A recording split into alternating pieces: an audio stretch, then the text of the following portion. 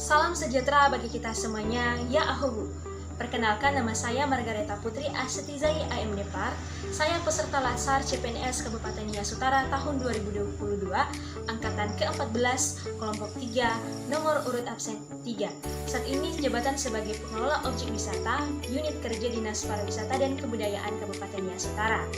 Dalam video kali ini, saya akan membahas penerapan core values ASN, yaitu kolaboratif, dengan pengampu materi Ibu Yaunur Malia SST MKes dan penyelenggara BPSDM Provinsi Sumatera Utara. Berbicara mengenai definisi dari kolaboratif, akan dijelaskan beberapa definisi kolaboratif menurut Dyer dan Singh pada tahun 1998, di mana kolaborasi adalah value generated from an alliance between two or more firms aiming to become more competitive by developing certain routines.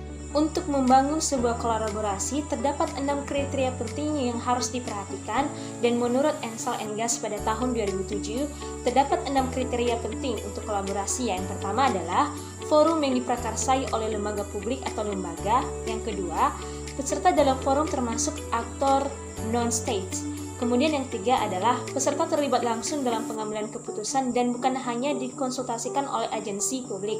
Nah, yang keempat adalah forum secara resmi diatur dan bertemu secara kolektif. Yang kelima, forum ini bertujuan untuk membuat keputusan dengan konsensus, bahkan jika konsensus tidak tercapai dalam praktik. Nah, yang keenam yang terakhir adalah fokus kolaborasi dari kebijakan publik ataupun manajemen. Untuk menciptakan kolaborasi yang baik di organisasi ataupun kehidupan bermasyarakat, kita harus memperhatikan yang namanya tata kelola kolaborasi. Nah, menurut Ratner pada tahun 2012, terdapat 3 tahapan yang dapat dilakukan dalam melakukan asesmen terhadap tata kelola di kolaborasi. Yang pertama adalah mengidentifikasi permasalahan dan peluang yang ada. Kemudian yang kedua adalah merencanakan aksi kolaborasi. Dan yang ketiga yang terakhir adalah mendiskusikan strategi untuk mempengaruhi masalah-masalah ataupun aksi-aksi dari kolaborasi kita tersebut. Poin berikutnya yang kita bahas adalah Whole of Government atau WOG, yang merupakan konkretisasi kolaborasi pemerintahan, di mana WOG adalah sebuah pendekatan penyelenggaraan pemerintahan yang menyatukan upaya-upaya kolaboratif pemerintahan dari keseluruhan sektor dalam ruang lingkup koordinasi yang lebih luas guna mencapai tujuan-tujuan pembangunan kebijakan, manajemen, dan juga pelayanan publik. WOG sendiri atau Whole of Government memiliki beberapa manfaat. Di antaranya yang pertama adalah efisiensi terhadap kebijakan-kebijakan publik yang sudah ditetapkan. Kemudian adalah sebagai ruang sharing informasi, di mana bisa menyampaikan informasi-informasi yang penting. Kemudian yang ketiga adalah menciptakan lingkungan kerja yang kondusif. Yang keempat adalah menciptakan individu yang berdaya saing. Yang kelima adalah akuntabilitas, dan yang keenam adalah koherensi kebijakan. Perilaku kolaboratif memiliki beberapa indikator penting. Nah, ini menurut Perez Lopez et al. Dalam buku Nugroho pada tahun 2018 ada beberapa indikatornya. Yang pertama adalah organisasi menganggap perubahan sebagai sesuatu yang alami dan perlu terjadi. Kemudian yang kedua adalah organisasi menganggap individu ataupun staf ataupun karyawan ASN sebagai aset berharga dan membutuhkan upaya yang diperlukan untuk terus menghormati pekerjaan mereka. Nah, yang terakhir, yang ketiga adalah organisasi memberikan perhatian yang adil bagi staf ataupun semua karyawan-karyawan yang mau mencoba dan mengambil resiko yang wajar dalam menyelesaikan tugas dan tanggung jawab mereka. Indikator yang keempat adalah pendapat yang berbeda didorong dan didukung dalam organisasi. Setiap kontribusi pendapat sangat dihargai. Jadi di sini tidak ada yang namanya diskriminasi terhadap pendapat-pendapat yang disampaikan oleh staf. Nah, yang kelima adalah masalah dalam organisasi dibahas transparan untuk menghindari yang namanya konflik. Yang keenam, kolaborasi dan kerja tim antara divisi adalah didorong. Dan yang ketujuh adalah secara keseluruhan setiap divisi memiliki kesadaran terhadap kualitas layanan yang akan diberikan kepada masyarakat. Ini kita akan membahas beberapa aktivitas kolaborasi antara organisasi. Yang pertama adalah kerjasama yang informal atau yang tidak resmi. Kemudian yang kedua adalah perjanjian bantuan bersama. Berikutnya memberikan pelatihan, menerima pelatihan, perencanaan bersama, menyediakan peralatan, menerima peralatan, memberikan bantuan teknis, menerima bantuan teknis. Yang ke-10, memberikan pengelolaan hibah, dan yang terakhir adalah menerima pengelolaan hibah.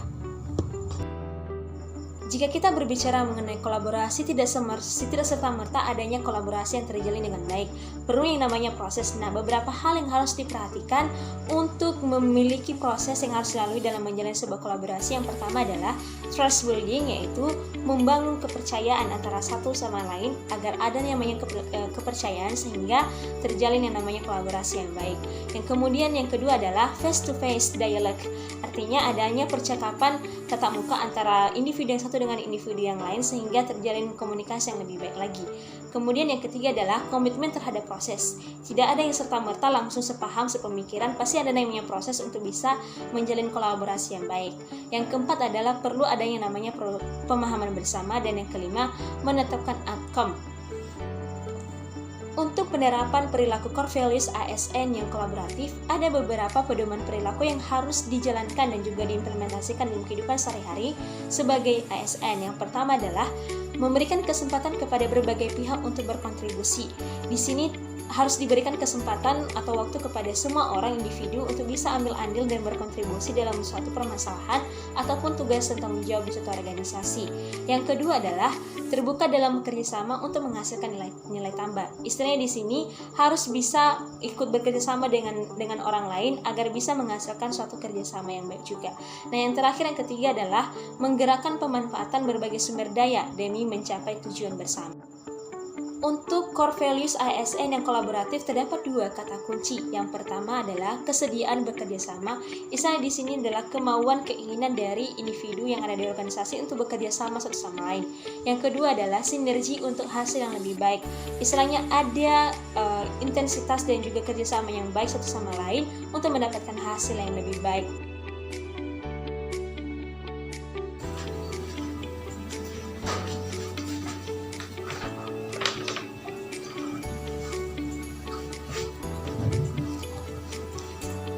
Bu, Iya. Menurut Ibu konsep yang sudah dibuat ini sudah pas atau bagaimana? Sesuai dengan standarnya sih, ini sebelumnya yang ini di atas tidak menunjukkan regulasi tentang pengelolaan objek wisata di Kabupaten Nias Utara. Ini nanti bisa dicek, ada dasar hukumnya dari orang hukum, sudah ada beberapa dasar hukum, nanti boleh dimasukkan di sini. Nah, untuk berikutnya lagi tentang daftar pengelola objek wisata, seharusnya yang masuk adalah pengelola objek wisata yang sudah ada SK-nya. Nah, ini saya lihat beberapa orangnya masih belum ada, sekitar ini Bapak Aliran. Ini Pak Aliran belum ada di SK, jadi kalau boleh ini nanti ditidakkan, soalnya beliau masih belum dapat SK. Bisa dipahami ya? Bisa sih. Nanti untuk contoh-contohnya, untuk konsep lebih lanjut tentang pengelolaan objek wisatanya bisa dilihat ada di sini. Ada beberapa draft yang sudah saya buat. Nah, jadi nanti akan saya bagikan juga share nanti ke email Ibu. Nanti boleh dikirimkan ke saya emailnya, Ibu biasa kirimkan konsep suratnya. Oh, terima kasih ya Bu. Iya, terima kasih. Demikian pemaparan saya tentang penerapan core values ASN yang berakhlak. Saya berharap video ini bisa memberikan manfaat bagi kita semuanya.